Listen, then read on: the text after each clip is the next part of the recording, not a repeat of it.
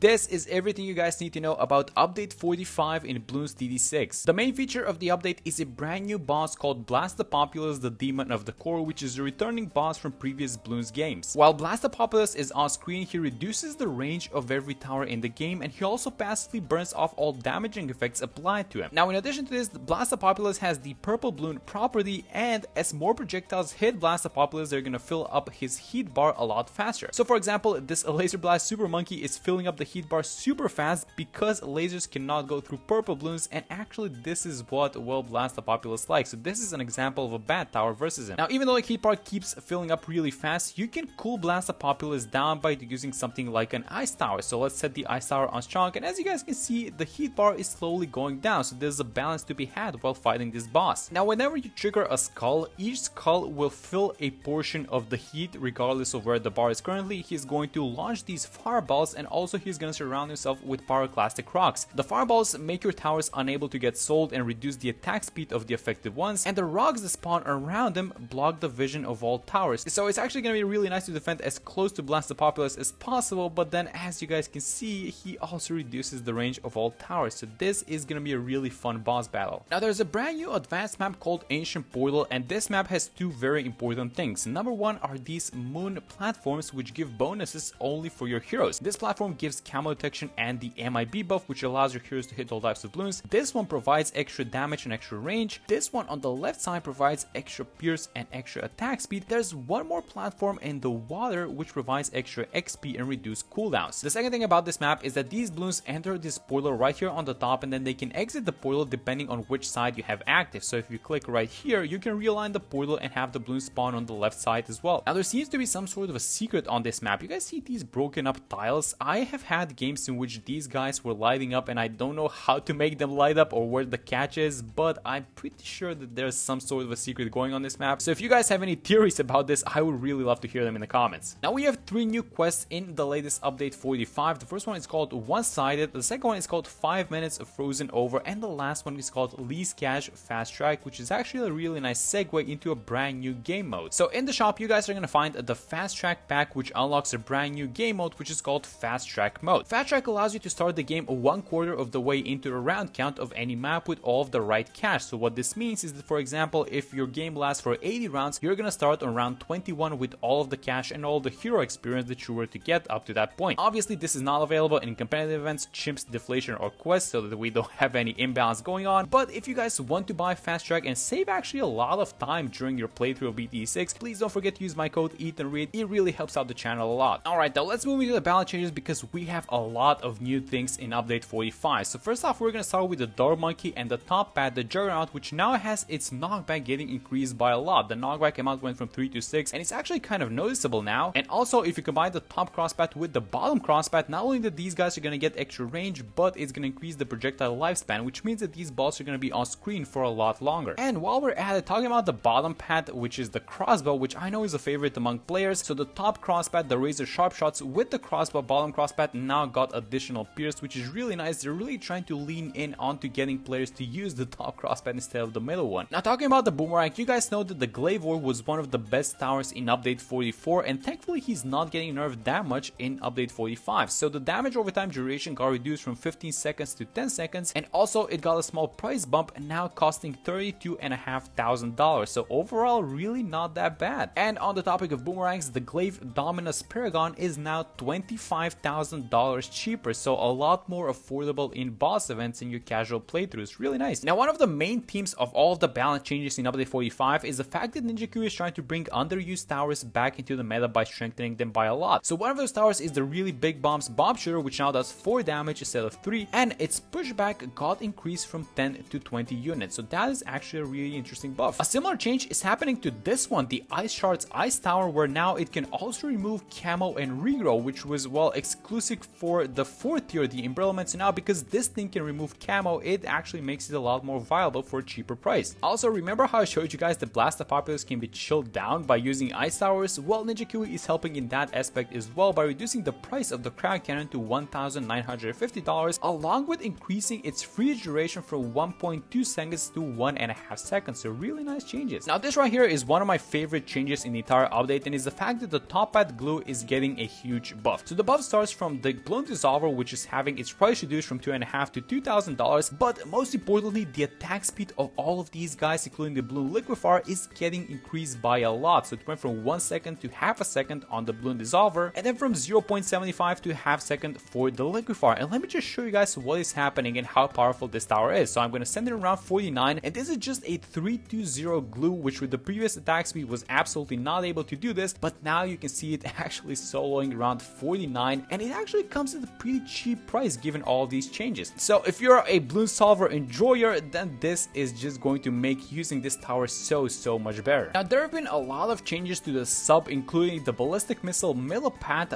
and also the sub Paragon. So let's start with the Ballistic Missile changes, where it got its damage increased by a decent amount. Actually went from 1 to 3, but it also got a small pierce reduction from 60 to 40 to balance things out. So now this can serve as a cleanup tower, but the change that I'm most interested in is this Paragon change. So you guys know how everyone was using the sub Paragon, but no one actually cared to use the sub Paragon with its submerged variant. They actually only used the attacking and the dart component. Well, now Ninja Curie is trying to crank down on that by making the submerged sub Paragon a lot stronger than it previously was. And I'm talking these changes are huge. So for example, the radiation damage got increased from 50 to 250. That's an insane change. That's 5-fold damage increase. They're also trying to make it a little bit weaker versus bosses, so the radiation boss damage got reduced by a little bit, but the bonus damage to ceramics got increased from 50 to 250 as well, and the attack cooldown or the pulse rate got increased as well. So this thing is a lot more powerful now when you keep it submerged. Alright, now let's talk about the second most overpowered tower from update 44, and let's see how they're trying to fix that in update 45. So Ninja Curie obviously recognized that the aircraft carrier has been a lot stronger than it was supposed to, so now they're reducing its attack cooldown from 0.15 to 0.18 seconds on the darts attack, and the radial darts attack is also getting a small nerf from 1 second to 1.2 seconds per attack. So they're actually cracking down on this. There's a little bit of an interesting change happening to carrier flagship, where its pierce is getting increased from 4 to 7, and I don't exactly know why this is happening, because when you take everything into account, is this a nerf or a buff to this tower? I don't know, we're gonna have to test it out. But a change that I absolutely love is the fact that the Monkey Pirate's cannon's bonus damage to Moabs got increased from 3 to 5, and then the Pirate Lord bonus damage to Moabs got increased from 5 to 10. So now this thing is getting even stronger than before, because it also got buffed in the previous update as well. Alright, so we absolutely have to talk about the Moris, because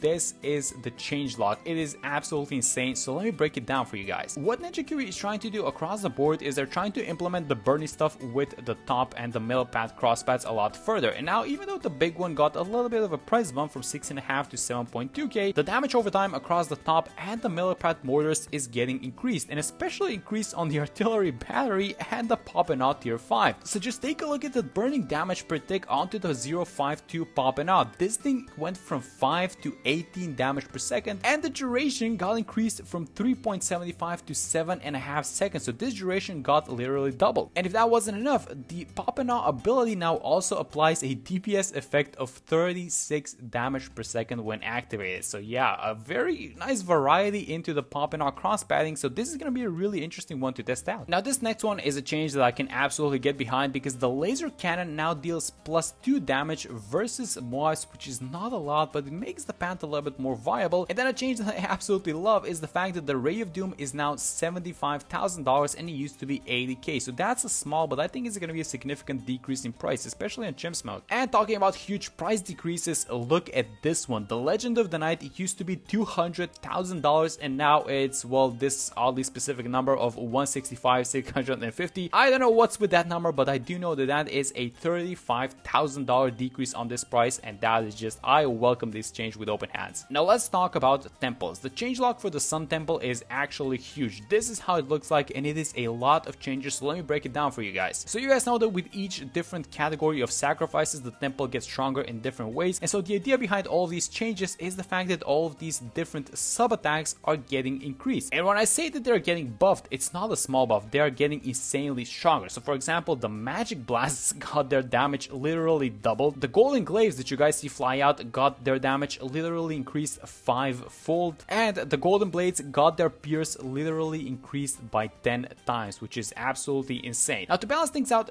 the main attack got a little bit weaker. So for example, the pierce buffs that the temple is getting through the primary, the military sacrifices are actually getting reduced by a little bit, but these sub attacks are becoming so much stronger that the temple is now being actually a really interesting contender versus bosses. So it's gonna be fun testing this this one out as well. Now this is a change that I absolutely love because I picked up on this change a couple of updates ago when they started making it, and that's the fact that the shurikens do extra damage to stun towers by the flash bomb onto the ninja. Now what they're doing in this update is they're expanding this even further, so the pierce of the shurikens is getting increased, the bonus damage to stun balloons is getting increased, and this also carries over to the higher tiers, including the master bomber, which eventually ends at 19 bonus damage to stunned or sticky targets. On top of this, they're making the ninja paragon a lot stronger versus camo balloons, so now the bonus damage to camo is getting increased from 6 to 16, the explosion is getting increased from 20 to 48, the bonus damage from camo from the shurikens is getting increased from 16 to 40, and then there's this extra bonus damage like we mentioned with the master bomber in the bottom path, which when there's a sticky or a stun target, the shurikens do extra damage, and this goes for the paragon as well. So really interesting changes, and this ninja paragon is actually a lot stronger versus a boss like FaZe nowadays. Now this is a very small change, but I wanted to mention it because the alchemist is a tower that is used by everyone, so the berserker brew is a little bit more expensive. The price went from 1300 to 1400, so only $100 increase, but they're making up for it by reducing the strongest stimulant from 2950 to 2850, so it's the same price, but the tier 3 is a little bit more expensive and the tier 4 is a little bit cheaper. So you guys know how I mentioned that Ninja Queen is now trying to put these underused crosspads into the hands of the casual players even further, and one of those towers is the ball lightning, which actually freezes balloons, and now this freeze duration got increased from 1.5 to 4.5 seconds, which is absolutely insane. The time in which these balloons are frozen now literally got tripled, so this is such a good stalling tower nowadays, but the jungle's bounty druid got a substantial nerf. Now how is this gonna balance out? I'm not exactly sure, because now instead of spawning 2 vines, the jungle's bounty druid spawns only 1 vine, similarly to the tier 3, but these vines last on the track a lot longer, so their duration got increased from 4.5 to 9 seconds, along with the fact that the brambles refresh rate can now be buffed. So how is this gonna impact the actual game? I am not exactly sure, so we're gonna definitely be testing this one out. Now there have been a lot, and I mean a lot, of Mermonkey balance changes, so let's start off with the top crosspad, where the Abyss Dweller's Trident damage is now getting increased, and the Trident damage of the Abyssal Warrior tier 4 is also getting increased from 2 to 8, so this is actually a significant damage buff to the Tridents, but it doesn't stop here, because this tower is just getting straight buffed. Now the Pierce buff that is giving to all the surrounding towers is getting increased from 5 to 10%, the Abyssal Warrior Spear buff goes from 15 to 20%, and then the Lord of the Abyss goes from 30 to 40% extra pierce to all surrounding towers, which is really nice. On top of this, the Lord of the Abyss tier 5 got a huge price reduction. It went from $29,000 to $23,000, so I cannot wait to play this tower, because on top of this, they actually changed the EchoSense network, so it used to stack up to 5 times, and now it stacks up to 10 times. So let me upgrade all of these guys, and then let's check out the range of the Lord of the Abyss. Oh my god, that's huge. That's such a big buff, given that there are no other towers improving his range. So yeah, this is definitely a fun change. Now let's talk about the third most broken tower of the previous update, which is the bottom path Mermonkey. This thing was one of the absolute MVPs of the entire update, and it got changed as expected. So first off, the Alluring Melody's price actually got reduced by a little bit, by $800, so it went from $2.8 to $2,000, but the Symphonic Resonance price went from, check this out, 4.6k to 7.6. This thing is so much more expensive, and guys, it was an absolutely deserved nerf, and this was an OP tower, and I think it's still gonna be used by players, but yeah, this was a very significant nerf to begin with. Now on the topic of the engineer, we have 2 very interesting changes happening. The first one is that the Ultra Boost is no longer limited to 3 uses per round. It is actually 10 uses per round, which is really interesting, because this is going to be helpful in just getting those Ultra Boost stacks as fast as possible on our most important towers. And then the Engineer's Paragon's numbers got a little bit reshuffled, so it's getting its attack cooldown increased, but at the same time it's getting some of its damage increased 3-fold, so I'm not exactly sure how this is going to balance out in the end, but what I do know is that the Green Sentry finally, after all these years, got this targeting option where you can lock it in place and you don't have to worry about it. Guys, we are making so much progress, it's insane. Alright, now let's talk about heroes, starting with Captain Churchill. So Captain Churchill is actually getting a little bit of a buff into this update, where his attack cooldown is getting improved, so he attacks a little bit faster, and more importantly, the level 5 and all the consecutive levels on the machine gun are now getting a lot of extra damage, going from 1, 2, 3, 4, and 5 to literally double 2, 4, 6, and 8. So these changes are definitely going to make the machine gun a lot stronger, but how does it work with the cannon and the main attack? It remains to be seen if it's going to make any difference in comparison to the last update. Now there's another change that I want to talk to you guys about, and that is the solid change, which is the level 1 Pierce getting reduced from 4 to 3. Now that doesn't sound like a lot, but I feel like this actually might be an impactful change for the hero going forward. And also there's this really cool change with her level 10 ability, the sword charge, where now instead of swiping once, it actually swipes twice once she reaches level 14. So there is swipe number 1 and there is swipe number 2, which is a cool new feature starting from update 45. And finally, Rosalia. So she is getting buffed by a lot actually in this update. So first off, her repositioning speed is getting increased from 0.7 to 1.5, which means that she's going to fly to the other spot